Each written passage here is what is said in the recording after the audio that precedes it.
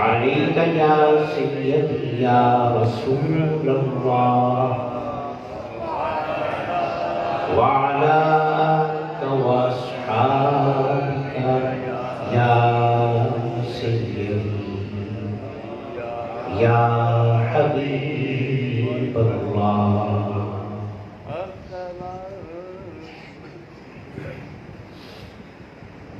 مولاي صل وسلم من أبدا على حبيبك خير الخلق كلهم مولاي صل وسلم أبدا على حبيبك خير الخلق كلهم محمد سيد الكونين والثقلين والفريقين من عرب ومن عجم مولاي وسلم دائما أبدا على حبيبك خير الخلق كلهم يا ربي بالمصطفى بلغ مقاصدنا واغفر لنا ما مضى يا واسع الكرم مولاي صل وسلم دائما أبدا على حبيبك خير الخلق كلهم فاغفر لنا شيئا واغفر لقارئها سألت خير يا ذا الجود والكرم مولاي صل وسلم دائما أبدا على حبيبك خير الخلق كلهم.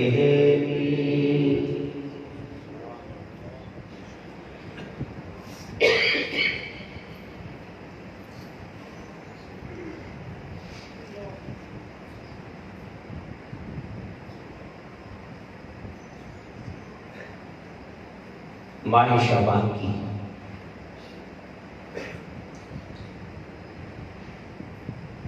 پندرہویں رات کو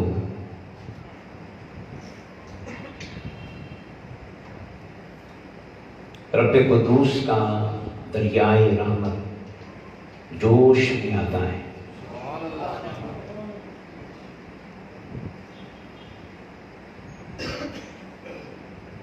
اور گلشن کائنات میں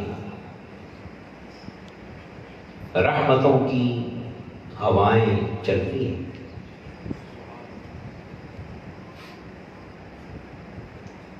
بخششوں اور مغفرتوں کا ایسا ماحول بنتا ہے کہ بزبان مصطفیٰ مولا بنو کرب کی بکریوں کے بالوں سے بھی زیادہ گناہگاروں کو بخش دے.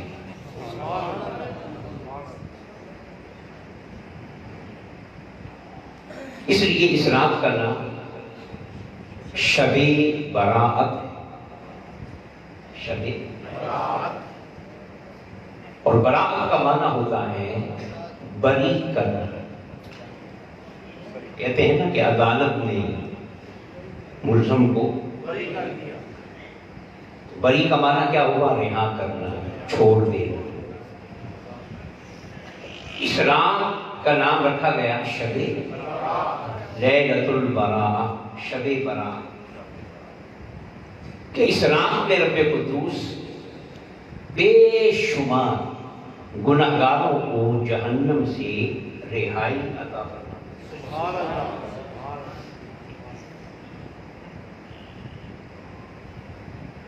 تو پہلی بات تو یہ ذہن میں آتی ہے کہ جب مولا نے خود ہی بخش دیا، کیا کوئی مانگ رہا تھا اسے بھی بخش دیا، اور کوئی سو رہا تھا اسے بھی بخش دیا۔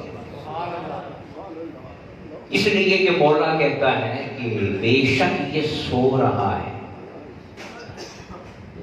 بے شک یہ مگر بندہ تو میرا ہی ہے۔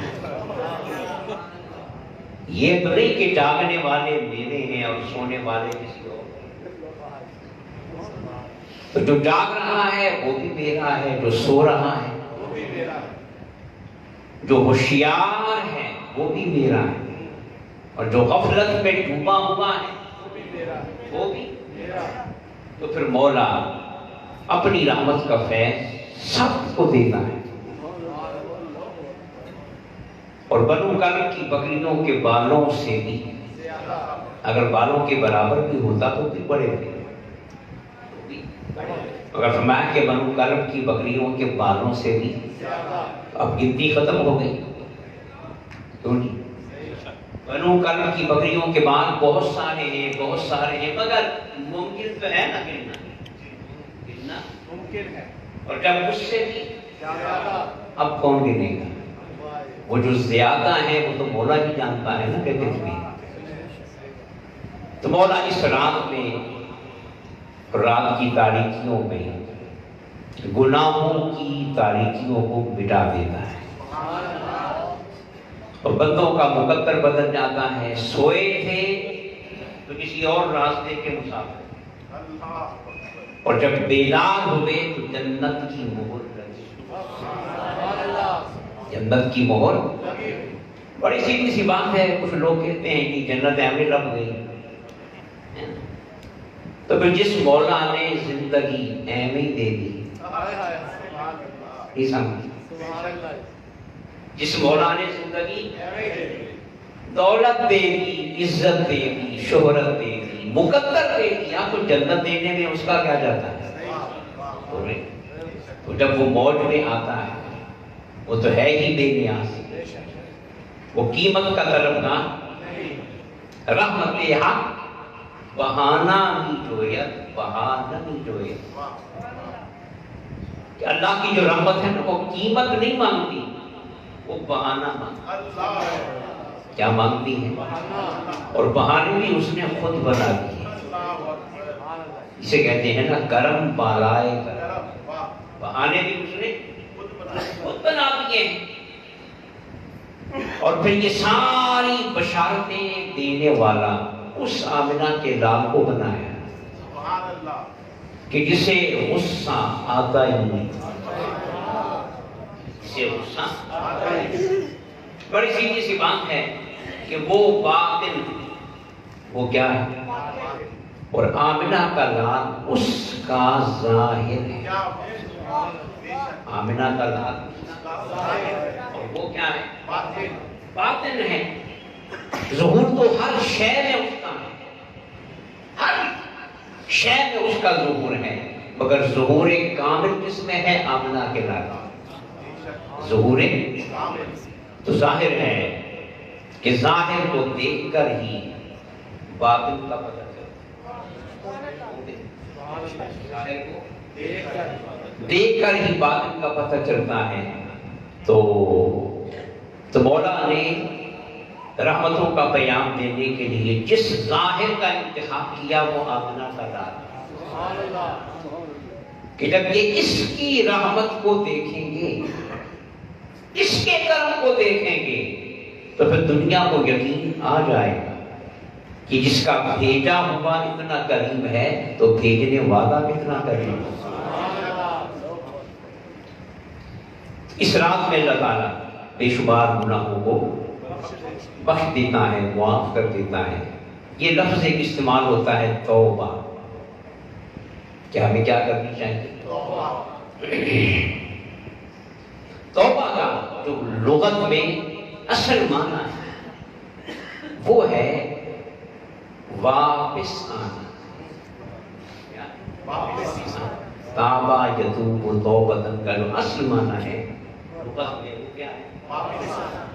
یہ جو معافی مانگنا ہے اللہ پاک کی بارگاہ میں، آنسو بہانا ہے، یہ تو اس کا مذہبی اور دینی معنی ہے۔ اور جو اصل لغت میں عربی زبان میں توبہ کا معنی ہے وہ کیا ہے؟ اب دیکھیں، ایک ہوتا ہے جانا، ایک ہوتا ہے جانا، اور ایک ہوتا ہے واپس آنا۔ تو یہ لفظ واپس آنا خود بتا رہا ہے، خود بتا رہا ہے۔ جب آپ کہیں گے نا کہ میں جا رہا ہوں، کیا جا رہا ہوں، مثال کے طور پہ میں نے کہا کہ میں فیصل آباد سے میرا تعلق ہے کہ میں لاہور جا رہا ہوں، لاہور جا رہا ہوں، تو لاہور کا ذکر کرتے ہوئے آپ جانا تو کہہ سکتے ہیں، مگر یہ نہیں کہہ سکتے میں لاہور واپس جا رہا ہوں، کہہ سکتے ہیں کہ واپسی ہمیشہ اصل کی طرف ہوتی ہے، اس کی طرف، اصل سے ہٹ کے جب بھی آپ ذکر کریں گے تو کوئی بھی لفظ غلط نہیں، واپسی نہیں کہیں گے، واپسی کا لفظ اسی وقت بولیں گے جب آپ کہیں سے اپنے شہر کی طرف، اپنے مقام کی طرف، تو واپسی میں اصل کا معنی ہے۔ تو توبہ کا معنی کیا ہے؟ واپس، جس کی طرف، اس کی طرف۔ تو مولا نے اس عمل کو بھی توبہ کا نام دیا، کیا کہا؟ توبہ کا نام دیا۔ اور مزے کی بات یہ ہے کہ توبہ کو بندے کا فعل بھی بنایا، اپنا فعل بھی بنایا۔ تواب بندہ بھی ہے اور تواب مولا بھی ہے۔ جب بندے کو تواب کہیں گے تو توبہ کرنے والا، توبہ کرنے والا، اور جب مولا کو تواب کہیں گے تو توبہ قبول کرنے والا، توبہ قبول کرنے والا۔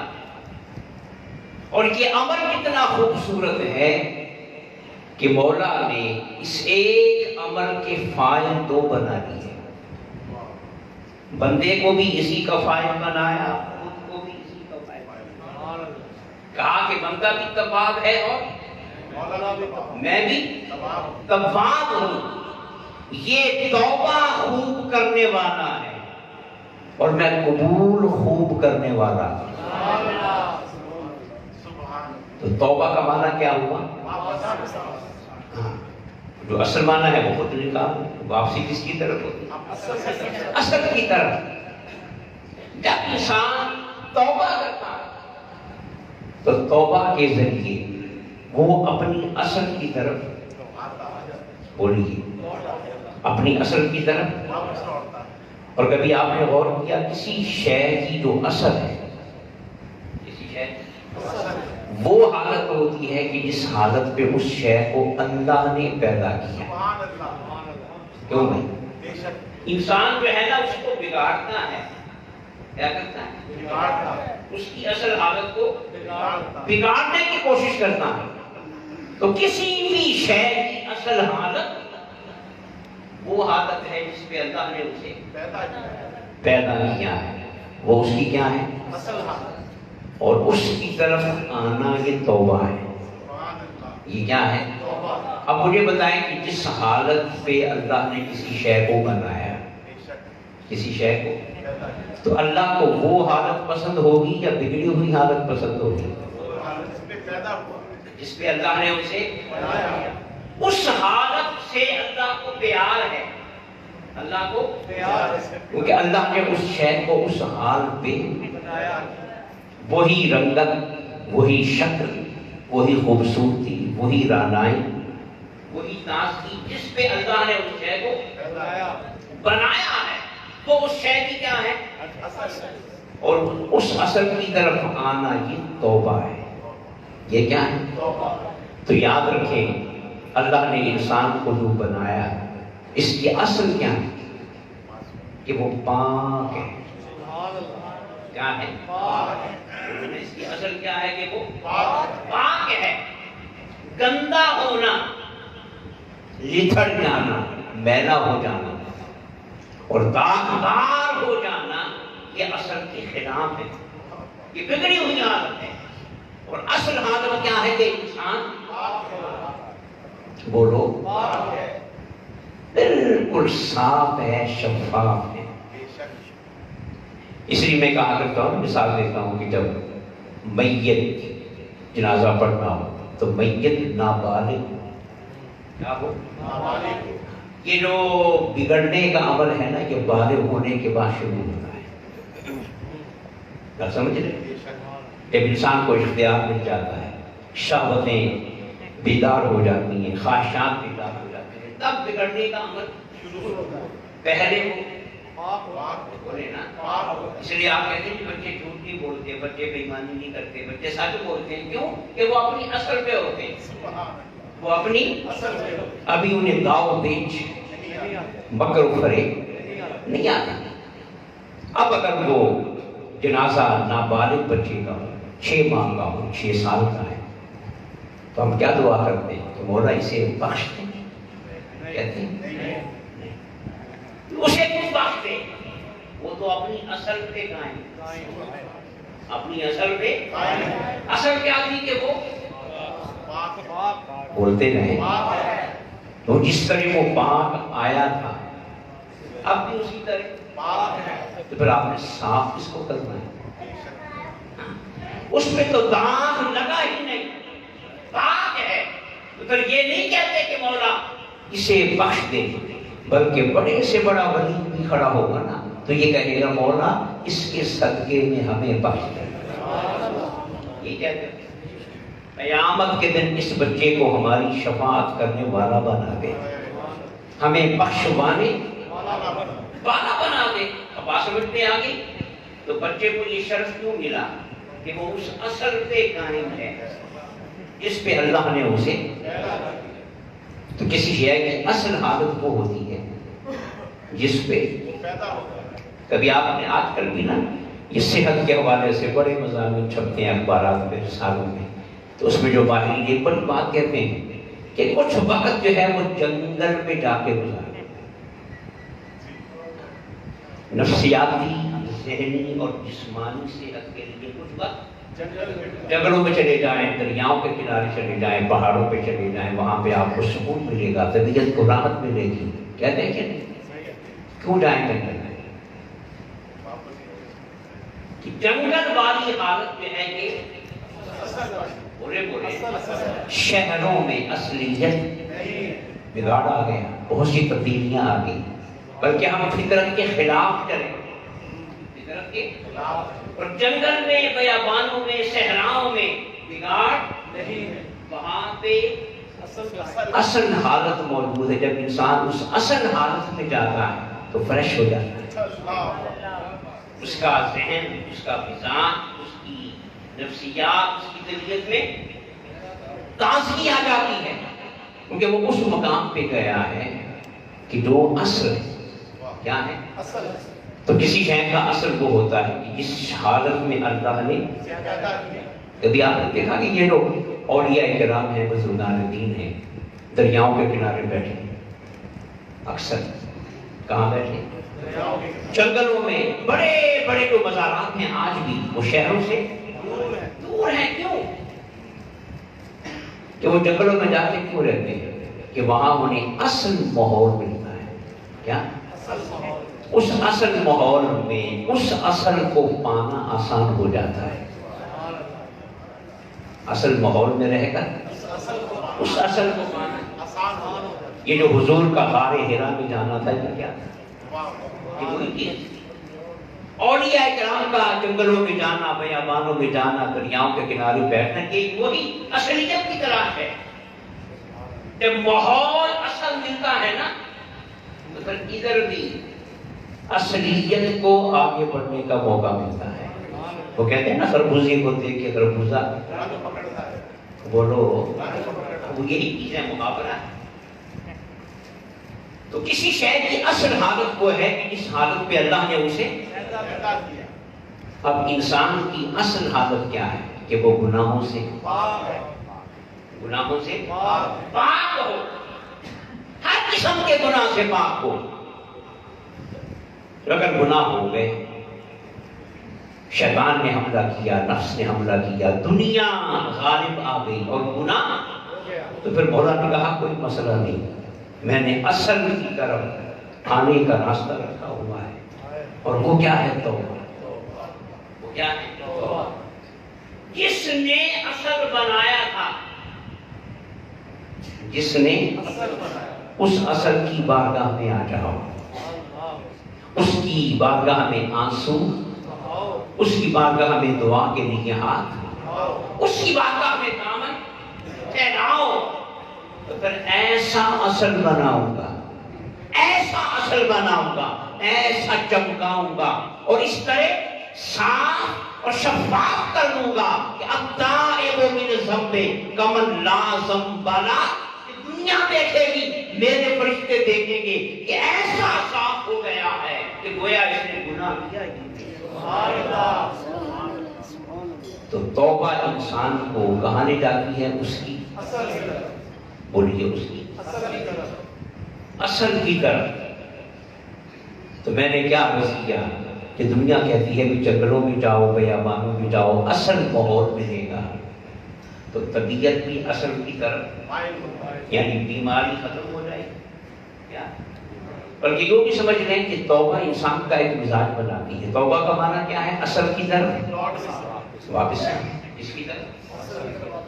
تو جو انسان بار بار توبہ کرے گا، تو اس کے مزاج میں اصل کی طرف آنا یہ اس کے مزاج کا حصہ بن جائے گا۔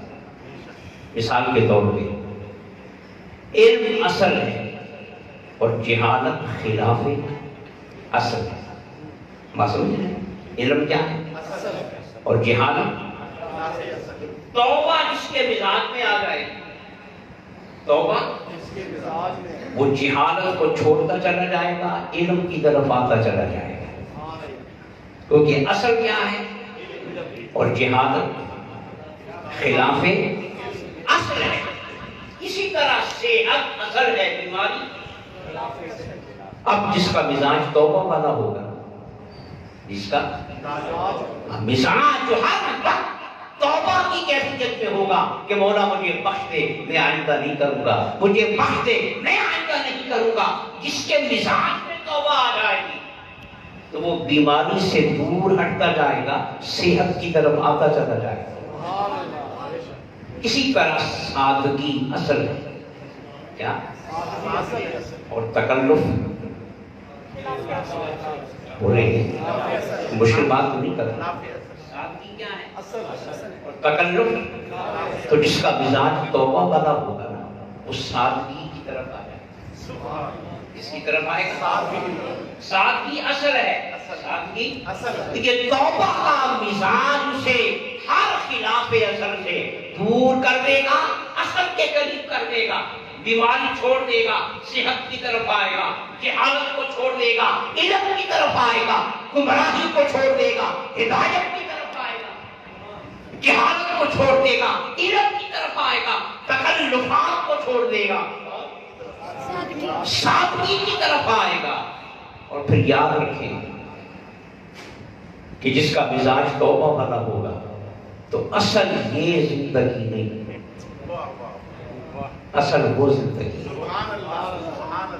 اصل وہ زندگی ہے، یہ خلاف اصل ہے، 2 نمبر ہے، اور وہ 1 نمبر۔ تو جس کا مزاج توبہ والا بن جائے گا نا، اس کی طبیعت اس زندگی کی طرف جھک جائے گا، اس کا مزاج پر والا بن جائے گا۔ اسی لیے آقا نے فرمایا کہ دوست ایسا بناؤ، کیا؟ دوست کہ جس کے پاس بیٹھ کر قیامت کی یاد آئے، آخرت کی یاد آئے، جنت کی یاد آئے، خدا سے ملنے کا شوق پیدا ہو، گناہوں سے نفرت پیدا ہو جائے، دنیا سے بے رغبتی پیدا ہو جائے۔ ایسا دوست جس کو مل گیا، اس کی دنیا بھی کامیاب ہے، آخرت بھی کامیاب ہے۔ تو توبہ کا معنی کیا ہوا؟ بولے بولے ایک ہی لفظ کا معنی بتا رہا ہوں، سمجھ گئے تو گل بن جائے گی۔ تو توبہ کا معنی کیا ہے؟ اب توبہ بندے کا بھی فعل ہے، توبہ مولا کا بھی فعل ہے۔ یہ اصل کی طرف آنے والا ہے اور وہ اصل کی طرف دنیا کی زندگی میں آپ نے دیکھا ہے نا کہ جو کام آپ کے مقدر کے مطابق ہو اس میں آپ جلدی کامیاب ہو جاتے ہیں. کیوں بھائی؟ اللہ پاک نے ایک مقدر لکھا ہوا ہے کہ اس کو پیسہ اس کام میں ملے گا. اب آپ دوسرے کام کرتے جائیں کامیاب نہیں، جب اس کام کو شروع کریں گے جو اللہ نے آپ کے تو آپ فوراً آگے بڑھنا، کیونکہ اب آپ اللہ کی رضا کے مطابق آ گئے، اللہ کی رضا کے مطابق آ گئے. جو سفر 100 سال میں طے ہونا تھا وہ ایک دن میں طے ہو گیا، کیونکہ آپ چل رہے ہیں وہ چلا رہا ہے. دونوں کی مرضی ایک ہو گئی، دونوں کی مرضی ایک ہو. تو انسان جب اپنے مقدر کے تابع ہو جائے تو کامیابی بولیں. تو یاد رکھیں جب انسان اصل کی طرف آنا چاہے، کیا تو مولا تو کہیں پہلے ہمیں اصل کی طرف لانا چاہتا ہے. کیا کرنا چاہتا ہے؟ اصل کی طرف لانا چاہتا ہے. کیوں؟ میں مثال دے دیتا ہوں. یہ جو گھر ہوتا ہے نا، گھر کرائے دار کو گھر کی اتنی فکر کتنی مالک کو. کیوں بھائی؟ کوئی کرایہ دار ہوتا ہے جو کرایہ دار ہو کے بھی گھر کو اپنا سمجھتا ہے، ورنہ کرایہ دار کو رہنے سے غرض ہے، کرایہ دینے سے غرض ہے مکان خراب ہو رہا ہے یہ پرواہ نہیں. تو کرایہ دار کو مکان سے محبت کس کو ہوتی ہے؟ مالک کو. ہم اس میں بھی کرایہ دار ہیں.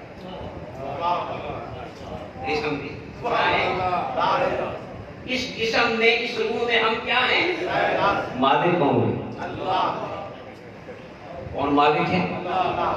اسے صحیح رکھنے کی ہمیں اتنی فکر نہیں جتنی اس کو فکر. نعرہ تکبیر، نعرہ رسالت، نعرہ حیدری، سیدی مرشدی. بات سمجھ میں آئی؟ اسے صحیح رکھنے کی ہمیں اتنی فکر نہیں جتنی، کیونکہ وہ مالک ہے، وہ بنانے والا ہے. اس نے بڑے چاؤں سے بنایا، دونوں ہاتھوں سے بنایا، دونوں تو سب سے زیادہ فکر. تو پھر مولا کہتا ہے اگر تو مانگ بھی لے گا نا تو بھی دے دوں گا بس، اور اگر نہیں مانگ سکا تو شب برات میں خود ہی بخش دوں گا. اور میں نے بخش کے کسی پہ احسان نہیں کیا، گھر تو میرا تھا نا، گھر تو میرا تھا، مالک میں تھا، تو میں نے کسی پہ احسان نہیں کیا. میں نے تو اپنا ہی اثاثہ پاک کیا ہے، صاف کیا ہے. تو بے وقوف ہے، نادان ہے، غافل ہے، مستقبل سے بے خبر ہے. تجھے خبر نہیں کہ کتنا قیمتی ہے، تجھے خبر نہیں کہ اس کی قیمت کیا ہے، کہ کتنا انمول ہے. پر مجھے تو خبر ہے نا. تو پھر میں ہوائیں جلاتا رہتا ہوں، بہانے بناتا رہتا ہوں، کسی نہ کسی بہانے میرے ہاتھوں سے بنا ہوا یہ گھر باپ تو ہو جائے. اس لیے میں نے شب قدر بنا دی، شب برات بنا دی. تو توبہ کا معنی کیا ہوا؟ بولے اصل کی طرف. تو توبہ ہمیں اپنی اصل وجود کی طرف لاتی ہے کہ ہم گناہوں سے بولیں. اور مولا کی مرضی بھی یہی ہے. مولا تو پھر مولا کہتا ہے تو توبہ کرتے ہوئے تواب بن جا، میں قبول کرتے ہوئے تواب بن جا. تو ایک قدم چل کے آئے گا نا تو میں 10 قدم چل کے آؤں گا. اس لیے کہ تم جیسا کرایہ دار ہے نا، اور میں جیسا بھی ہوں مالک. مالک کو فکر زیادہ ہوتی ہے، اس کا حق بھی بولیں زیادہ ہوتا ہے. اللہ نے انسان کو بنایا، ایک مثال میں دینے لگا ہوں. انسان کو اللہ نے بنایا اور بڑا عظیم بنایا، بڑا. اور فرشتوں سے کہا کہ سجدہ کرو. کیوں سجدہ کرو؟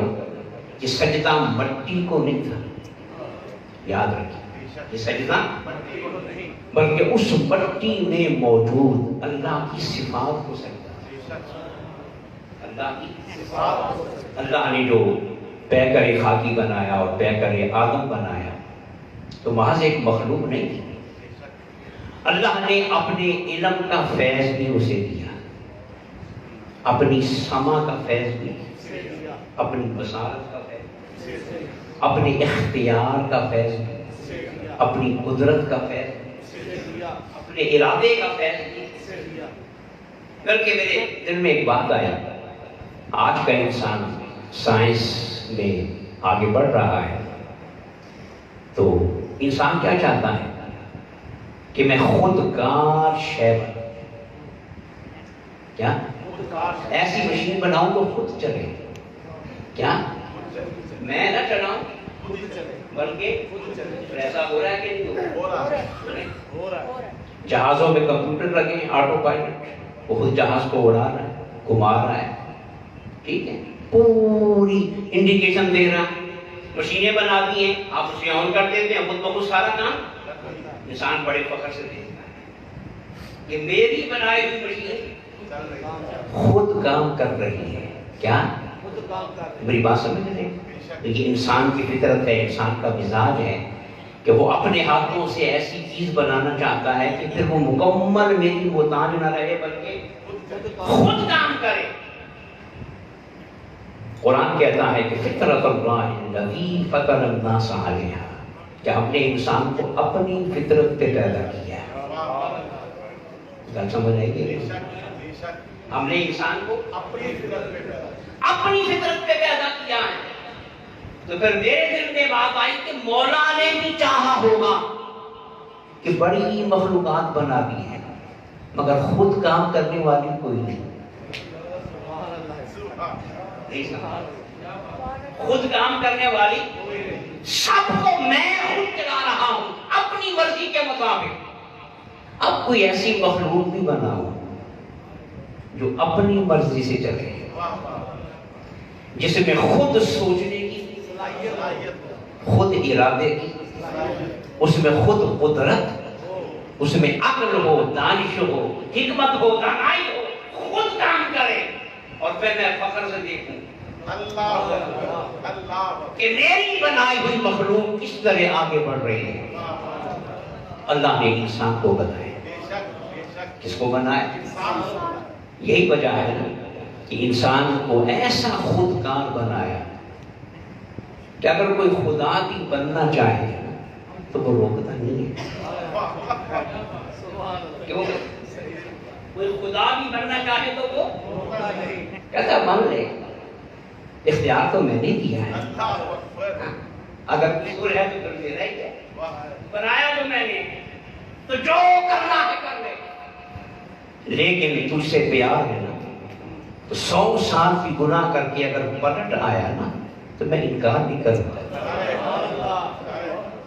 تو میں، کیونکہ میرا جو ہوا اپنا جیسا بھی ہو اپنا ہی ہوتا ہے، کیوں بھائی؟ اپنا ہی ہوتا ہے۔ تو مولا نے انسان کو بنا دیا خود کا۔ اب بولیے خود کاریاں کر رہا ہے کہ نہیں؟ اللہ کے دیے ہوئے ارادے کو، اختیار کو، قدرت کو، علم کو، سمع اور بصر کو استعمال کر رہا ہے کہ نہیں؟ اور ایسا استعمال کر رہا ہے کہ اپنے آپ کو بھی اور کائنات کو بھی اس کی اصل سے بھی ہٹا رہا ہے، اس کی اور بولو اصل سے بھی ہٹا رہا۔ ہم گناہ کرتے ہیں، اپنی مرضی کرتے تو ہم اصل سے ہٹ نہیں گئے، مولا قبول کر رہا ہے، اگر کوئی نہیں بنایا تو میں نہیں گیا تو برداشت کرو، کرو نا۔ پوری مرضی کرنے کا انسان کو حق دے دیا، اختیار دے دیا۔ شاہ صاحب بیٹھے میں اسی میں بات کر، یہ جو آج کل ٹنل فارمنگ ہو رہی ہے، وہ پلاسٹک کی جھوپڑیاں بنا کے یہ بیٹھے ذرا یونیورسٹی والے، تو بے موسمی سبزیاں میرا کھانا ہوتے بول رہے نا، بے موسمی سبزیاں کیا ہم اصل سے ہٹ نہیں بولے؟ ہم نے انسان کو کیا دھوکہ دینا، ہم تو سبزیوں کو بھی دھوکہ دے رہے ہیں، وہ بنا کے نہ ڈالنا، گویا ہم بیج کو کہتے ہیں کہ تیرا موسم آ گیا، آیا نہیں آیا، وہ بیچارہ لگے ہوئے آ جاتا ہے اور سبزی بن کے پھل بن کے باہر نکل آتا ہے، وہ بھی ہمیں بددعائیں دیتا ہوگا کہ یہ کیا کر رہا ہے۔ تو یہ ہم ہر شے کو اس کی اصل سے، اس لیے کہ اللہ نے ہمیں خودکار بنایا، پورا اختیار۔ ایک حدیث بات میں آتا ہے، حضور نے فرمایا کہ قیامت سے پہلے ایک وقت آئے گا کہ سورج مغرب سے نکلے گا، سورج اب اصل کیا ہے کہ وہ، اور قیامت سے پہلے تو کیا سمجھتے ہیں مولا نکال دیا، وہ تو اپنے نظام کو نہیں بدلتا، اس نے اپنے نظام کو جس اصل پہ قائم کر دیا ہے وہ چلتا رہے گا، وہ چلتا رہے گا۔ تو پھر یہ کیوں ہوگا؟ سائنس کہہ رہی ہے، ایک سائنسدان نے دعویٰ بھی کیا تھا کہ مجھے میری مرضی کی جگہ پہ لیور لگانے دیا جائے تو میں زمین کو پلٹا زمین کو، اب بھی سائنس اس پہ کام کر رہی ہے، تو یہ پنگا کسی اور نے نہیں لینا، کس نے لینا ہے؟ انسان نے لینا ہے۔ اللہ نے خودکار کو بنا دیا، بھی کر تو کرنا ہے، کر کے دیکھ لیں، کر رہا ہے تو وہ حضور کی حدیث پوری ہوگی، انسان پنگا اور زمین کو تو سورج مشرقی بنائے۔ انسان جو ہے کہ خودکار ہونے کی وجہ سے اور خدا کی دی ہوئی صلاحیتوں کا مالک ہونے کی وجہ سے اپنی من مانی کرتا ہے، اوپر سے شیطان ہے جو ہمیں دھوکہ دیتا ہے، ٹھیک ہے۔ مگر مولا نے کہا کہ تجھے میں نے بے شک اختیار دے دیا ہے، اور اس کا استعمال تو غلط کرے گا، تو من مرضی کرے گا، نفس کے پیچھے چلے گا نا، مگر کوئی باس نہیں ہے تو میرا ہی ہے، تو میں نے اس کا بھی حل نکالا ہوا ہے، غلطی تم سے ہو جائے، خطا تم سے ہو جائے، اور جب تجھے غلطی کا احساس ہو جائے نا تو آنسو بہاتے ہوئے آ جانا، شرمندہ ہو کر میں تو پھر رب ہوں، کفار ہوں، رحیم ہوں، تیری ساری گندگیوں کو دھو دوں گا، تجھے اصل پہ لے آؤں گا۔ کیا؟ اب دیکھیے اللہ نے اتنے انسان بنائے، اکثر انسان تو اصل سے ہٹے ہوئے ہیں، بولیے تھوڑے ہیں جو اسے مانتے ہیں، کیا ہے؟ تو پھر مولا پتہ کیا کہتا ہے، یہ شب برات کیوں بنا دی، شب قدر کیوں بنا دی؟ میں ایک مثال دیا کرتا ہوں کہ کسی اسکول کا رزلٹ آئے بورڈ کا، بہت سے بچے فیل ہو، کیا؟